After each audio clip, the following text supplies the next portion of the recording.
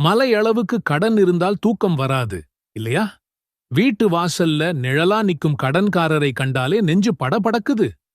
இதே மாதிரி நிலைமையில் இருந்த ஒரு நபித்தோழருக்கு நபி ஸல்லல்லாஹு அலைஹி வஸல்லம் ஒரு சின்ன வாக்கியம் சொன்னார். அதை தொழுகைக்கு முன்ன 7 தடவை சொன்னதும் அவரோட முழு கடனும் காலியாயிடுச்சு. அந்த வாக்கியம் என்னன்னு இப்போ பார்ப்போம். அல்லாஹும்ம இன்னி அஊது பிக மினல் ஹம் வல் ஹஸன் வல் அஜ்ஸி வல் கஸலி வல் புக்லி வல் ஜுப்ன் வதலஇத் தைன் வகலபத்திர் ரிஜாலி.